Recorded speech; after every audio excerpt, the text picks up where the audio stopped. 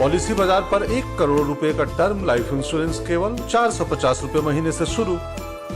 वाह! इस वक्त की बड़ी खबर आपको बता दें कि एयरपोर्ट पर कोरोना टेस्ट जो 5 देशों से लोग आएंगे उनका आरटीपीसीआर टेस्ट जो है वो जरूरी होगा आने वाले इन यात्रियों का, जिसमें कि चीन, जापान और दक्षिण कोरिया के सभी यात्रियों का टेस्ट होगा। इसके अलावा हांगकांग और थाईलैंड के भी यात्री जो ट्रैवल करके यहाँ पर पहुँचेंगे उनका टेस्ट आरटीपीसीआर टेस्ट अनिवार्य होगा। और इन अगर यात्रियों का टेस्ट संक्रमित ये पाए जाते हैं तो उनको क्वारंटीन रहना होगा। दिल्ली के इंदिरा गांधी हवाई अड्डे पर अंतर्राष्ट्रीय उड़ान लेने वाले यात्रियों की औचक कोरोना जांच भी की जा रही है।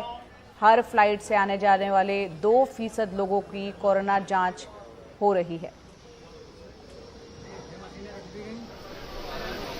जिस तरह से चीन में कोरोना महामारी की भयानकता हम देख रहे हैं, उसको देखते हुए चीन, जापान, दक्षिण कोरिया, हांगकांग, बैंकॉक सभी से आने वाली फ्लाइट पर हम एविएशन मिनिस्ट्री के साथ बातचीत करके तुरंत ही एयर सुविधा पोर्टल का इंप्लीमेंटेशन करके सभी पैसेंजर को आरटीपीसीआर कंपलसरी करेंगे, उसका ट्रेसिंग करना चालू कर देंगे और इंडिया में आने के बाद किसी को बुखार मालूम पड़े या तो टेस्ट पॉजिटिव पाया जाए तो तुरंत ही हम उसको क्वारंटाइन करने के लिए भी आदेश जारी करने जा रहे हैं। तो स्वास्थ्य मंत्री मनसुख मांडविया को आप सुन रहे थे। परिमल हमारे साथ हमारे सहयोगी फोन लाइन पर जुड़ रहे हैं। परिमल, अभी हमने स्वास्थ्य मंत्री को सुना कि जिनमें लक्षण पाए जाएंगे और जो पॉजिटिव पाए जाते हैं उनके लिए क्वारंटीन की व्यवस्था है। क्या कुछ व्यवस्था की जा रही है और बताएं इसमें क्या क्या जानकारियां इस वक्त आपके पास? देखिए, पुरानी वाली स्थिति होगी क्वारंटीन को लेकर कि आपको आइसोलेट कर दिया जाएगा, एक अलग जगह पे रखा जाएगा जहां पे बाकी लोगों की आप तक पहुंच ना हो। कोशिश यही कि जिस तरीके से वायरस फैलता है एक दूसरे से लोगों में, तो वो आपको एक अलग आइसोलेट करने की कोशिश होगी। और ये आरटीपीसीआर टेस्ट लेकर निगेटिव होंगे तभी वो लोग आ पाएंगे। आरटीपीसीआर टेस्ट करवा के ही आना पड़ेगा इन जगह के जो मुसाफिर आएंगे यहाँ पर भारत। साथ ही इसके साथ एक बड़ा बदलाव हुआ है जया, जो साइंटिफिक एविडेंस अभी कह रहे हैं उसके हिसाब से अब चीन में जो दृश्य निकल के आ रहा है, जो तस्वीरें निकल के आ रही है कोरोना को लेकर, उसमें ऑक्सीजन की ज्यादा डिमांड दिख रही है।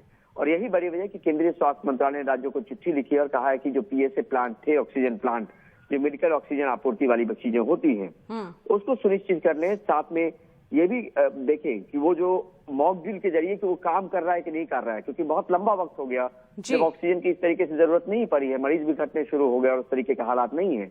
तो कुल मिलाकर हॉस्पिटल इंफ्रास्ट्रक्चर की तैयारी को दुरुस्त रखने की दिशा में लगातार चिट्ठियां लिखी जा रही है और इस बात पे जोर दिया जा रहा है कि स्थिति खराब हो तो उससे निपटने के लिए हम पहले से तैयार रहें।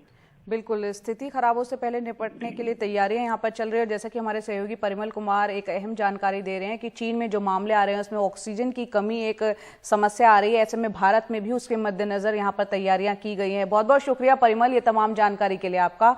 और जिस चिट्ठी का आपने जिक्र किया, अपने दर्शकों को बता देते हैं कि स्वास्थ्य मंत्रालय की सभी राज्यों को एक चिट्ठी भेजी गई है। मेडिकल ऑक्सीजन की नियमित आपूर्ति संबंधी एक चिट्ठी है, सुनिश्चित करने के लिए कि यहाँ पर मेडिकल ऑक्सीजन की जो जरूरत होती है उसकी आपूर्ति ठीक से होनी चाहिए। राज्यों को ये निर्देश दिए गए हैं। साथ ही पीएसए संयंत्रों को पूरी तरह से चालू रखा जाए, जांच के लिए नियमित मॉक ड्रिल आयोजित किए जाएं, बैकअप स्टॉक और मजबूती के साथ रखे जाएं और साथ ही ऑक्सीजन सिलेंडर की पर्याप्त सूची, रीफिलिंग सिस्टम को बनाए रखा जाए।